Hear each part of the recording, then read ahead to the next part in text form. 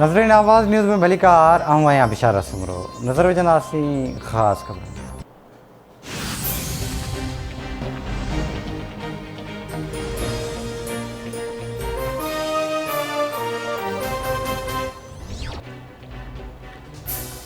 लॻे थो त ताक़तवर धुरियूं सियासी ऐं मुआशी बुरान सबबु परेशान थी चुकियूं आहिनि।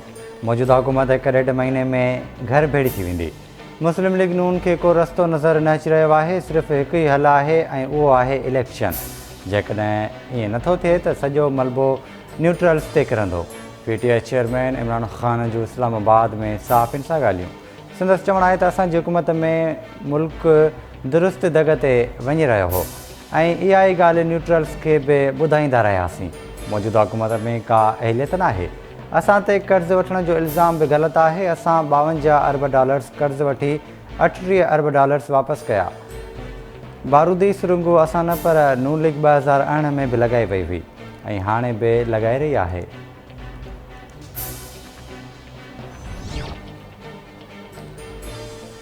अॻूणे सदर आसिफ अली ज़रदारी ऐं PP चेयरमैन बिलावल भुट्टो ज़रदारी जी सदारत हेठि PP जे आला सतही इजलास हाइब्रिड इजलास में इतफ़ाक़ कयो वियो त अफ़गानिस्तान जी सूरत ते समूरा फ़ैसिला पार्लियामेंट खे करणु घुरिजनि ऐं इन लाइ पार्लियामेंट खे ऑन बोर्ड आणणु घुरिजे। बिलावल भुट्टो जो चवणु हो त इजलास में दहशतगर्दी जे मसइले ख़ासि तौर ते TTA ऐं TTP सां अफ़गानिस्तान में थियल अॻिभराई जे रोशनी में ख़्यालनि जी ॾे वरिती।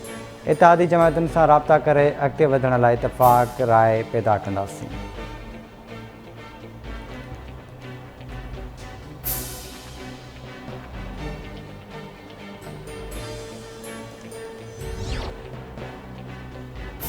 पेट्रोल महांगो करे पैसो घर नथा खणी वञूं। पहिरियों हदफ़ मुल्क खे श्रीलंका जहिड़ो बणिजण खां बचाइणो आहे। ॾुखियनि फ़ैसिलनि खां सवाइ को बि ऑप्शन न हो। पाकिस्तान हिन वक़्तु ॾुखे तरीन दौर मां गुज़री रहियो आहे। IMF असां मां ख़ुशि न आहे। हुकूमत खे वधीक ॾुखिया फ़ैसिला करणा पवंदा। सरकारी मुलाज़िमनि जी कारकर्दगी जी बुनियाद ते उन्हनि जी पघारुनि में 15% वाधि कई। नाणे वारे वफ़ाक़ी वज़ीर मिफ्ताह इस्माइल जी पोस्ट बजट कॉन्फ्रेंस। संदसि चवणु आहे त $1100 अरब बिजली जी मद में सब्सिडी ॾिनी, यानी $16 फ़ी यूनिट बिजलीअ ते सब्सिडी ॾेई रहिया आहियूं। गैस ऐं पावर सेक्टर जी सब्सिडी ख़तमु कई आहे।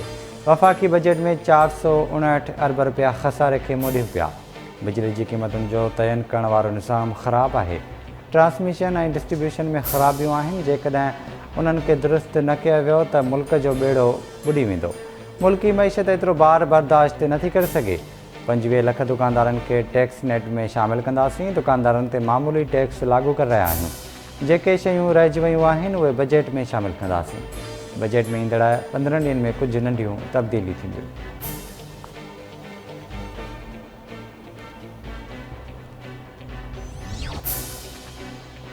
ऐं नाणे वारे वफ़ाक़ी वज़ीर मिफ्ताह इस्माइल चयो आहे त नथो लॻे त आलमी मार्केट में पेट्रोल जा अघ घटि थींदा। PDL जे टैक्स लॻंदी त महांगाई में वधीक इज़ाफ़ो थींदो। पेट्रोल महांगो थींदो त पैसा क़ौम ते ख़र्च कंदासीं। फ़ौज जी बजट बि लिखत में मौजूदु आहे। का बि शइ न पिया लिखायूं। असांजी कोशिशि आहे त अमीर माण्हुनि जो हिसो मुल्क खे ॾुखियनि मां कढण में इस्तेमालु कजे। कंपनीज़ खे निजकारी ॾांहुं वठी वञणु वज़ीर आज़म जो अज़्म आहे। निजकारी कमीशन तरफ़ां जिन कंपनियुनि खे रेडी फॉर सेल रखियो पियो उहो कमु मुकमिल थींदो। EOBI जे मामले खे अञा बाद में ॾिठो वेंदो।